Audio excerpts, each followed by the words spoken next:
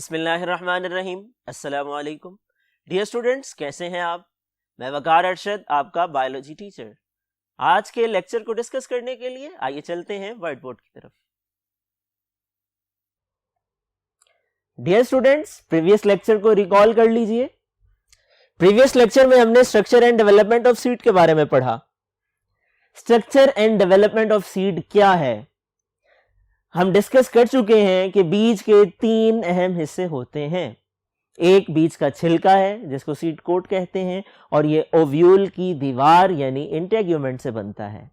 Paper کی طرح باریک بھی ہو سکتا ہے جیسا کہ پینٹ ہے، اور کوکونٹ کی طرح موٹا بھی ہو سکتا ہے. ڈیئر اسٹوڈنٹس، اس کے بعد دوسرا حصہ ایمبریو کا ہے جو کہ امیچور پلانٹ ہے. ایمبریو امیچور پلانٹ ہے، اس کے اندر مختلف تبدیلیاں آتی ہیں. ابتدائی طور پہ ایمبریونک سٹیم بنتی ہے، ریڈیکل سے روٹ اور پلومیول سے شوٹ ڈیولپ ہوتی ہے.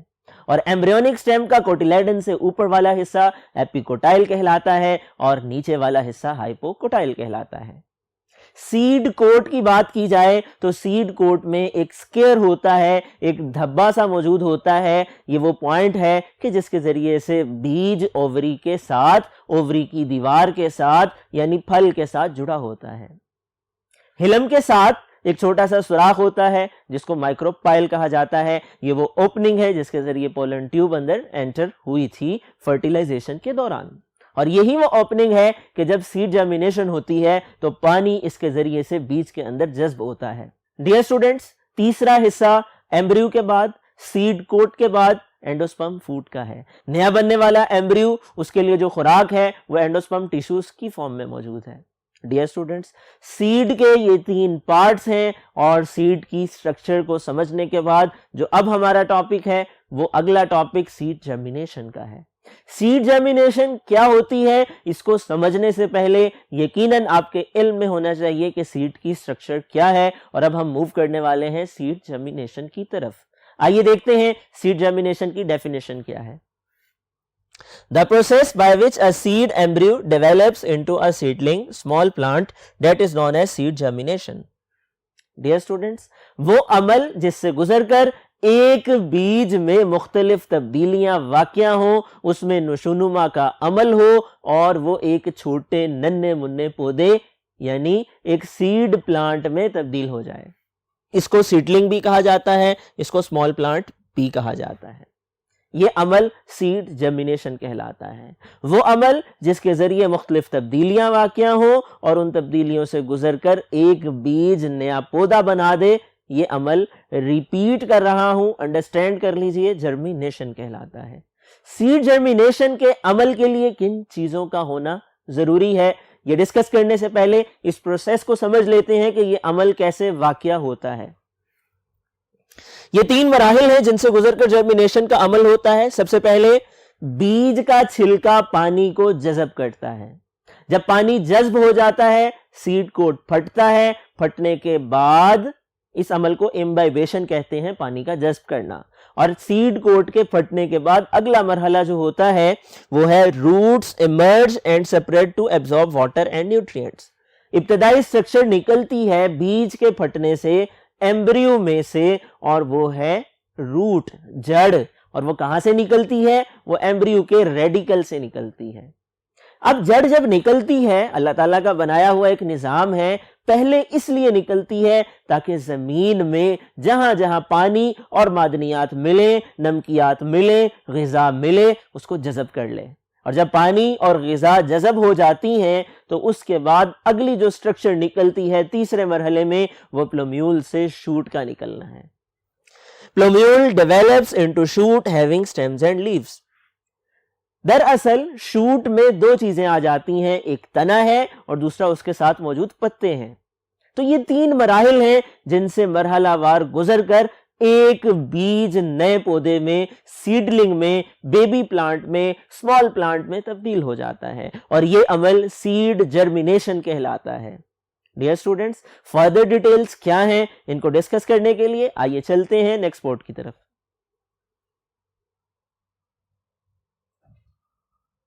ڈیئر اسٹوڈنٹس، جرمینیشن کی 2 ٹائپس بہت زیادہ اہمیت کی حامل ہیں. اور یہ 2 ٹائپس کیا ہیں؟ इनमें फर्क क्या है, ये किस बुनियाद पे तकसीम की गई हैं, आइए डिस्कस करते हैं। एपीजियल जर्मिनेशन और हाइपोजियल जर्मिनेशन, इन दोनों की तकसीम की बुनियाद दरअसल एपिकोटाइल और हाइपोकोटाइल का छोटा या बड़ा होना है। एक किस्म वो है जिसमें एपिकोटाइल बड़ा होकर के बाहर निकल आता है, दूसरी किस्म वो है जिसमें हाइपोकोटाइल पहले बड़ा होकर बाहर निकल आता है। एक किस्म वो है जिसमें कोटिलेडन बाहर निकल आता है, दूसरी किस्म वो है जिसमें कोटिलेडन जमीन के नीचे रहता है। दोनों में फर्क क्या है, आइए देखते हैं।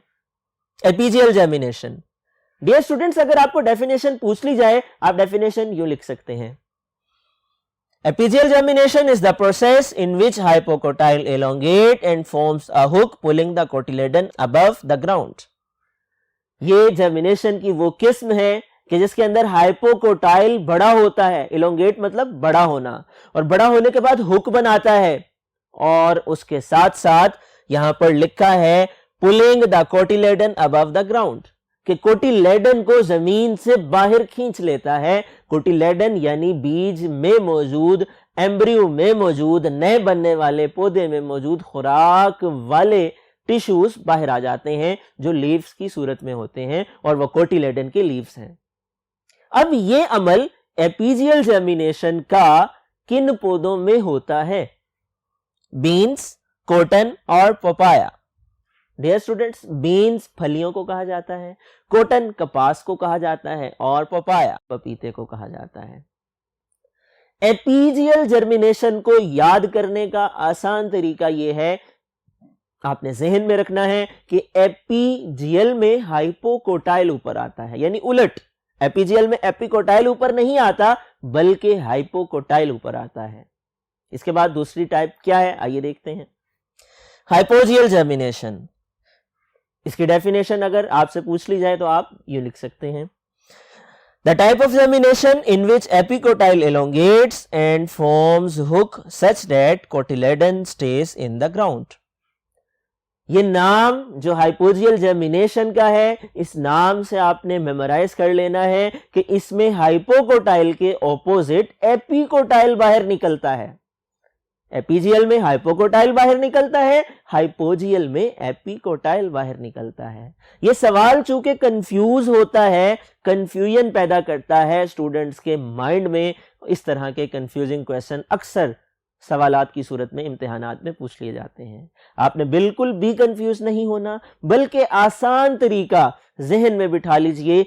एपीजियल आएगा तो उसमें हाइपोकोटाइल बाहर निकलता है, हाइपोजियल आएगा तो एपिकोटाइल बाहर निकलता है, यानी ऑपोजिटली दोनों में, एपीजियल और हाइपोजियल में, हाइपोकोटाइल और एपिकोटाइल का बाहर निकलना फर्क का बुनियादी सबब है। एपीजियल जर्मिनेशन के बरक्स हाइपोजियल जर्मिनेशन में एपिकोटाइल बाहर निकलता है, हुक बनाता है, इस तरह से बनाता है कि कोटिलेडन जेरे जमीन रहता है। ये इंतहाई अहम सवाल है, और आपके सामने एनिमेशन में पिक्चर मौजूद है, आप इस पिक्चर में देख सकते हैं। एपीजियल जर्मिनेशन में हाइपोकोटाइल बाहर निकलते हुए हुक बना रहा है और कोटिलेडन भी बाहर निकल आया है, जबकि हाइपोजियल जर्मिनेशन में एपिकोटाइल बाहर निकलता है और कोटिलेडन नीचे रहता है। दोबारा से मेमोराइज कर लीजिए, जहन में बिठा लीजिए कि हाइपोजियल में एपिकोटाइल बाहर निकल रहा है, एपीजियल में हाइपोकोटाइल बाहर निकल रहा है। एपीजियल में कोटिलेडन बाहर आ रहा है, हाइपोजियल में कोटिलेडन जमीन के अंदर मौजूद रहता है। अब एग्जाम्पल्स को देख लेते हैं। हाइपोजियल की एग्जाम्पल क्या है? पी, मेज, कोकोनट। डियर स्टूडेंट्स, जिन पौधों में हाइपोजियल जर्मिनेशन का अमल होता है उनकी मिसालें हैं मटर का पौधा, और उसके साथ गंदम का पौधा, और उसके साथ कोकोनट यानी नारियल का पौधा। इसके बाद मूव करते हैं फर्दर डिटेल्स की तरफ। कंडीशंस फॉर सीड जर्मिनेशन, वो कौन से फैक्टर्स हैं, वो कौन से अवामिल हैं जो बीज के पौधे में तब्दील होने के लिए दरकार हैं, इनको डिस्कस करने के लिए आइए चलते हैं नेक्स्ट पॉइंट की तरफ।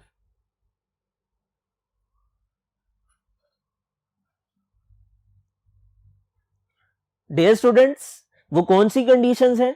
सबसे पहले मेमोराइज कर लीजिए, कंडीशंस की भी दो टाइप्स हैं, कुछ इंटरनल कंडीशंस हैं और कुछ एक्सटर्नल कंडीशंस हैं। देखिए, कोई भी प्रोसेस जो कि वाकया होता है उसको मुतासिर करने वाले, उसको उसकी रफ्तार को बढ़ाने और घटाने वाले कुछ फैक्टर्स होते हैं और वो लिमिटिंग फैक्टर्स होते हैं, उनको हम कंडीशंस भी कहते हैं। बीज की जर्मिनेशन का जहां तक ताल्लुक है, बीज के पौधे में तब्दील होने का जहां तक ताल्लुक है, उसके लिए कुछ अंदरूनी चीजें भी दरकार हैं, कुछ बैरूनी माहौल में कंडीशंस भी दरकार हैं। तो पहले हम डिस्कस करते हैं इंटरनल कंडीशंस को। अंदरूनी माहौल में वो कौन सी चीजें हैं जिनकी जरूरत है बीज के पौधे में तब्दील होने के लिए, यानी कि सीड जर्मिनेशन के लिए। Internal conditions for seed germination में नंबर 1 लाइव एम्ब्रियो। बीज के अंदर लाइव एम्ब्रियो होना चाहिए, वायबल एम्ब्रियो होना चाहिए, जिंदा एम्ब्रियो इमैच्योर प्लांट होना चाहिए जिसके अंदर ये कैपेबिलिटी हो, ये सलाहियत हो कि वो एक नए पौधे में तब्दील हो सके। Number 2 food storage. Dear students, Allah ताला का एक निजाम है और उस निजाम का तकाजा है कि हर चीज अपनी तरतीब के साथ मौजूद हो, तभी वो अमल वाकया होगा। यहां पर भी अल्लाह ताला ने खाली एम्ब्रियो को बनाकर छोड़ नहीं दिया, बल्कि इमैच्योर प्लांट यानी एम्ब्रियो के साथ साथ बीज में खुराक का जखीरा भी रखा है उस एम्ब्रियो की नशोनुमा के लिए। और ये इंटरनल कंडीशंस में एक अहम कंडीशन है, इसका होना निहायत जरूरी है बीज की जर्मिनेशन के लिए। एक एम्ब्रियो होना चाहिए, दूसरा उसकी खुराक होनी चाहिए। अगर इंटरनल एनवायरनमेंट में ये दो चीजें मौजूद हैं तो एक बीज पौधे में तब्दील हो सकता है, बशर्ते कि उसके बैरूनी माहौल में भी उसकी जरूरत के मुताबिक कुछ चीजें मौजूद हों। और बैरूनी माहौल में किन चीजों का होना जरूरी है, आइए देखते हैं। External conditions. Dear students, external conditions में 4 चीजें हैं, पानी है, ऑक्सीजन है, टेम्परेचर है और लाइट है। पानी की बात की जाए, पानी हर जानदार के लिए बुनियादी अहमियत का हामिल है। इंसान हो, हैवान हो, नबातात हो या खुर्दबीनी जानदार हो, सबको पानी की जरूरत है। डियर स्टूडेंट्स, पानी है तो जिंदगी है। जमीन पे जिंदगी का होना पानी ही की वजह से है। किसी सियारे पर अगर जिंदगी नहीं है तो उसकी वजह वहां पानी का ना होना है। अब पानी की बीज की जर्मिनेशन के लिए क्या जरूरत है, आइए देखते हैं। Water is required for stored food digestion. बीज के अंदर जो खुराक है उस खुराक के हजम करने के लिए पानी का होना, एक्वियस मीडियम का, आबी माहौल का होना जरूरी है। अगर ये हो तो ही बीज पौधे में तब्दील होगा, सीड जर्मिनेशन का अमल वाकया होगा। Number 2 oxygen. Dear students, oxygen जानदारों के लिए, जिंदगी की बका के लिए बुनियादी अहमियत की हामिल है। जब तक सांस चल रहा है कोई जानदार जिंदा है, और जो ही सांस रुक जाता है जानदार की जिंदगी का इख्तिताम हो जाता है। सांस लेने के अमल के लिए ऑक्सीजन का होना बुनियादी जरूरत है। Dear students, recall your memory, 9th class chapter number 7 respiration हम पढ़ चुके हैं। सेलुलर एनर्जी यील्डिंग प्रोसेस को कहा जाता है। ये वो अमल है कि जिसके जरिए से हर सेल अपनी जरूरत के मुताबिक एनर्जी पैदा करता है और इसके लिए ऑक्सीजन बुनियादी जरूरत है। ऑक्सीजन के होने की वजह से ग्लूकोज का मॉलिक्यूल टूटता है, उसमें high energy carbon hydrogen bond टूटते हैं और एटीपी की फॉर्म में एनर्जी बनती है और वो एनर्जी सेल की जरूरियात को पूरा करने में मदद देती है। Number 3 temperature. डियर स्टूडेंट्स, हमारे जिस्म की बात की जाए, किसी और जानदार के जिस्म की बात की जाए, हर जानदार के जिस्म में एंजाइम्स पाए जाते हैं, केमिकल्स पाए जाते हैं, सेलुलर स्ट्रक्चर्स पाई जाती हैं और उनको अपना बेहतर काम सरंजाम देने के लिए एक खास टेम्परेचर यानी ऑप्टिमम टेम्परेचर की जरूरत होती है। सीड की बात की जाए तो ये भी एक लिविंग एंटिटी है, एक जानदार चीज है जिसके अंदर एक जिंदा एम्ब्रियो मौजूद है और उस एम्ब्रियो की नशोनुमा के लिए एक ऑप्टिमम टेम्परेचर का होना बुनियादी जरूरत है। डियर स्टूडेंट्स, टेम्परेचर की जरूरत हर बीज के लिए मुख्तलिफ पौधों में मुख्तलिफ होती है, लेकिन ज्यादातर बीजों में सीड जर्मिनेशन के लिए ऑप्टिमम टेम्परेचर की लिमिट 25 से 30 डिग्री सेंटीग्रेड के दरमियान है। Number 4, light. Dear students, light का होना भी एक लिमिटिंग फैक्टर की हैसियत रखता है बीज की जर्मिनेशन के लिए। लाइट की मौजूदगी ज्यादातर पौधों में बीजों के पौधे में तब्दील होने के लिए बुनियादी जरूरत है। ये वो फैक्टर्स थे जो कि इंटरनल और एक्सटर्नल एनवायरनमेंट में बीज के पौधे में तब्दील होने पर असरअंदाज होते हैं। हमने डिस्कस किया कि जर्मिनेशन का अमल क्या होता है, बीज पौधे में तब्दील कैसे होता है, बीज की जर्मिनेशन की 2 टाइप्स हैं और वो एपीजियल और हाइपोजियल जर्मिनेशन है। उनमें फर्क एपिकोटाइल और हाइपोकोटाइल के एलोंगेट होने की बुनियाद पे है। हमने डिस्कस किया कि जर्मिनेशन के लिए कुछ कंडीशंस का होना ज़रूरी है। ये टॉपिक बहुत ज़्यादा अहमियत का हामिल है। इसमें शॉर्ट, लॉन्ग और एमसीक्यू हर तरह से सवाल बन सकता है।